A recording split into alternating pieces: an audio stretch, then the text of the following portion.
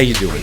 My name is ReclaimJoey, and recently I got the opportunity to fly out to North Carolina and check out Boss Key Studios and their new IP, LawBreakers. What you're looking at here is a brand new game mode that I've never ever seen in a video game before. This is a full match of this game mode. I can't remember exactly what it's called. Maybe it's called I think it's called like Battery or something like that, but we'll get to that in a second. Now, I'm not the best player at the game. We only had a certain amount of time to kind of like practice before we were able to like capture footage and like, you know, be able to play, but I thought I was able to hold my own. But something I've seen around on the internet is a lot of people saying like, I don't know what's going on, what's happening, how is this better than Overwatch, or how is this as good as Overwatch, or all sorts of these questions. And I want to go ahead and address these kinds of things and kind of give you an idea of what exactly you're looking at, because I do relate to that. I was somebody that was like that. I didn't no idea what was going on. It looked cool, but I didn't know really what was going on. That's because this game mode, at least to my knowledge, has never ever been seen in a video game before. At least to my knowledge. I mean, I've never seen it, and it's pretty crazy. So let me go ahead and explain what's going on. Okay, so a second ago you saw me grab a battery and bring it to our little base here. Now, each team has a base, and this battery needs to be charged, but it can only be charged in either base. Now, once it's charged, like say you charge it up to like 20%, and the other team grabs it and takes it to their base, it's already at 20%. So then you might ask, but Joey, why not just let them charge the battery for you and then grab it? I think it's much smarter to have the battery as much as you can and just try to hold it, you know? I mean, I think it's just better off in your own possession than the enemy teams. I mean, you're damned if you do, you're damned if you don't. I think that's the beauty of the way this game mode is designed. They did say this, but they kind of downplayed it a little bit, and I don't know if it's because they didn't have like enough testing in it yet or what have you. But they designed this game mode to be extremely dramatic, extremely exciting, especially in the closing moments. And you're definitely going to see that. So I definitely encourage you to watch the ass-clenching finale of this match when it gets to it. So once the team has the battery fully charged, it needs to stay in your base fully charged for 20 seconds to gain a point. It's also very important to remember that within that 20 seconds, the enemy team can come and snatch the battery fully charged and drop it into their base and possibly win the game. And that's where the butt clenching comes in. So that's what we're fighting over here. So I hope that kind of gives you an idea of what exactly you're looking at, and now maybe you understand the game mode a little bit better. With that said, that is exactly what sets this game apart from a lot of other shooters that are out there. This game is unapologetically a shooter. It is a very exciting shooter. The butt clench is the excitement and the drama, especially in that last 20 seconds, is so consistent that pretty much every single match that we played, and we played a lot of matches, we ended up playing a lot of matches throughout the day, and every single game was holding your breath, your heart pumping really fast, just like absolute insanity. With people watching and cheering, and it was crazy. Like, people were loud. Like, I thought I was at a wrestling match. It was nuts. It was absolutely nuts. I mean, that's something that really sets this game apart. I mean, the other games in the genre, they kind of don't want to be a full-on shooter. That's where this one definitely makes a difference. There's no MOBA inspiration in this game. This is pure shooter. And I don't know if they have esports on their mind or anything like that, but man, this would be a very exciting game to watch, just by what I saw. That once you learn the game mode and you were sitting there watching somebody playing, you just get really into it, and I think that's really exciting for the future in esports. That would be really great to see.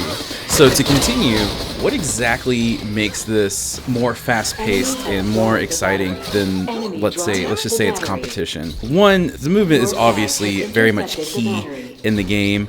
One thing that's really interesting is that yes, there are classes, yes, they do serve a purpose, like a tank, aka a Titan in this game, but everybody can kill. You're not going to find any limp dick Titans in this game. You're not going to find any limp dick tanks or limp dick healers or anything like that. You're going to be able to fight with every single character, and it kind of takes the idea of those roles and takes them up a notch. So you're fighting in a more aggressive and violent fashion, but you're still able to play those roles. I think that's something that's really interesting and that nobody else is really doing right now within the class-based shooter genre.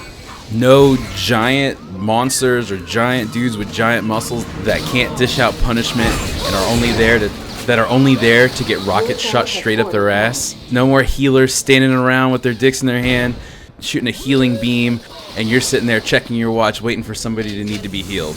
While everybody else is having a good time getting kills. No more getting mad at your teammates or them getting mad at you for picking the wrong class because you're not viable in a fight or you're not viable for the situation at hand.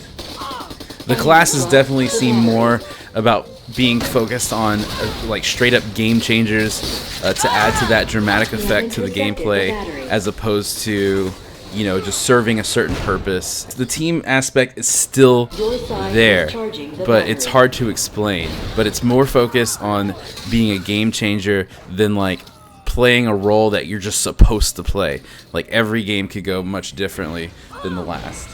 Now, that's not a bad thing that other games do that, but, you know, it's just something different that it brings to the table, which is a question that a lot of people have been asking, like, what makes this different? Another thing that sets this game apart is obviously its aesthetics.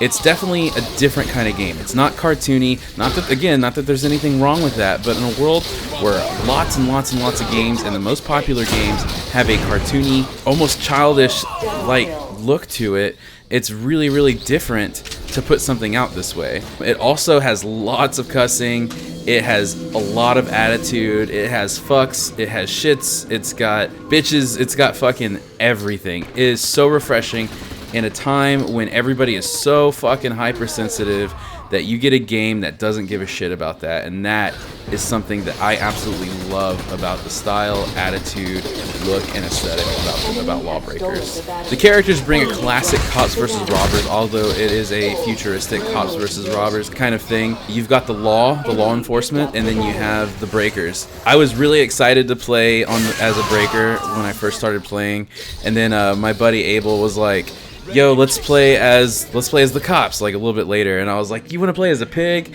And I was just making a joke, but to be completely honest with you, I was like, man, it's got to be really corny. Like, how do you make the cops kind of cool? And they really hit it out of the park. I play as the enforcer, so when I was playing as an enforcer on the cop side, instead of saying like, fuck you, you're dead, or you suck, or whatever, he says things like, you know, you get a kill, and he says something like, you really could have been something, you know, something about like, you know, I could have helped you. You see that he actually kind of cares in some weird way. He wishes he could see them be helped and become upstanding citizens, as opposed to, you know, I'm ready to murder you, or fuck you scumbag, or whatever it is. And I think that's extremely cool and adds a lot of character to the game that's not just fuck you, die. Enemy scored a point. Now, you might have noticed that I skipped ahead a little bit. Mostly that's because I had a really bad mid-game and I died a fucking shit ton. However, this is where the game really, really, really shines. So let me set this up for you, okay? The enemy team just scored. Again, we need 2 points to win. So each team has a point. Let's skip ahead just a teensy bit. The battery is charging right now. It's at 16%. It's in the enemy base. We trade back and forth a little bit. I see their enforcer standing around the corner here, so I move in to take him out, and hopefully that'll make a difference.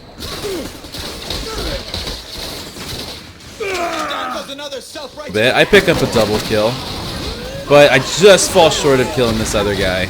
So we're fighting really, really hard over the battery. Neither team can let each other score. It's very, very, very, very important. I tried to hold off the enemy team, do my best. Heat-seeking missile, baby. I do my best as the battery continues to charge a lot. It's charging fast. It's in our base, and we're trying to hold it. Now, this is where it gets really, really, really crazy.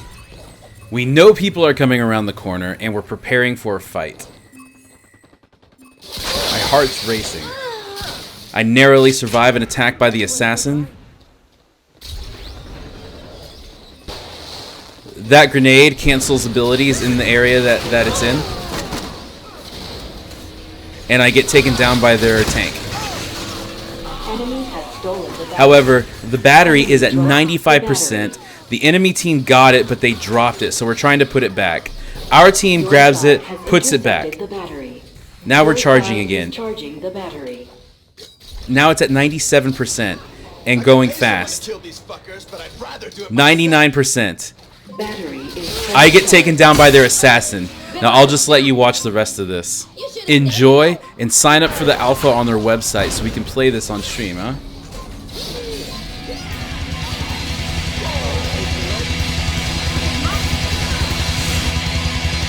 Enemy has stolen the battery.